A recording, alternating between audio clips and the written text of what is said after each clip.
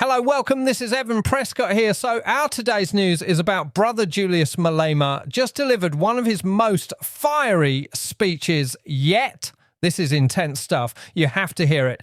Let's dive in. This situation won't end with Donald Trump's administration. Anyone who thinks things will change once Trump leaves is mistaken. Everyone knows Israel has significant influence over the USA.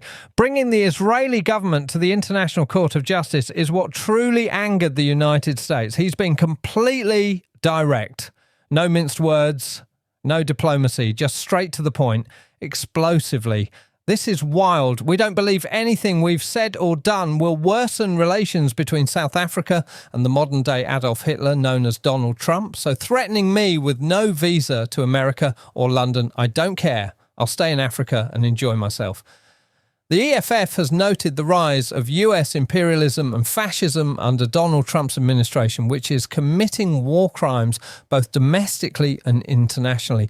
The attacks on Venezuela to seize its oil, manipulating elections across Latin America, and Trump's disruptive role in the Middle East, including threats to colonize Gaza after supporting the genocide against Palestinians, have led the EFF to rightly describe Donald Trump as a reincarnation of Adolf Hitler. Wow, did you catch that?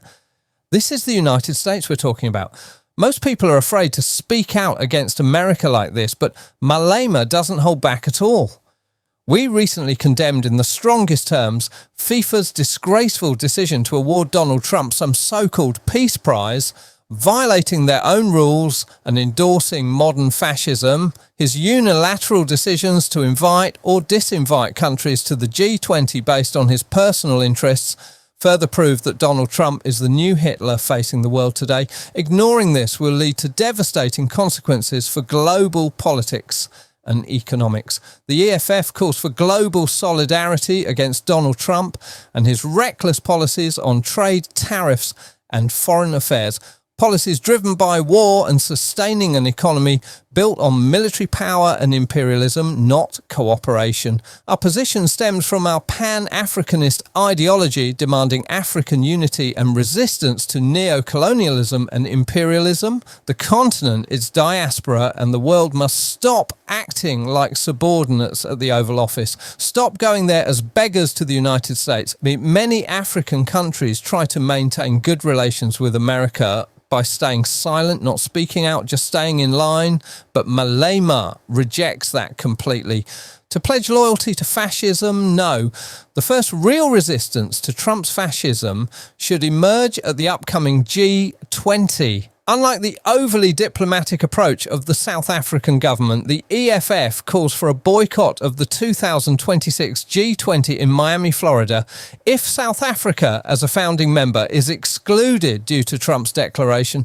The world defeated fascism before through solidarity, and there's no diplomacy with fascism. We must unite now or face destruction.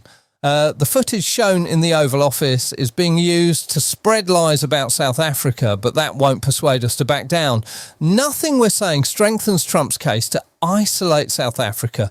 His decision stems from the government's stance on Israel taking them to the ICJ. The claims about white farmer genocide are fabrications. It's also about South Africa's ties with China, Russia, Brazil, India, and our BRICS participation. South Africa shouldn't be dictated to about its friends. Whether EFF videos are played or not, Trump is just looking for excuses. The real issue is Israel's influence. The United States has made it clear South Africa is excluded from next year's G20 in America. No matter how many times you visit the Oval Office, our president went there with his team to explain, and it changed nothing. South Africa must focus on internal investment, beneficiation, growing our economy, and diversifying trade partners beyond heavy reliance on deals like AGOA. The tensions won't ease, even if Trump leaves. South Africa will be labelled hostile to Israel, keeping us in crisis long term. We must prepare for this fight with determination and no fear. South Africa's issue isn't really with America, it's with Israel.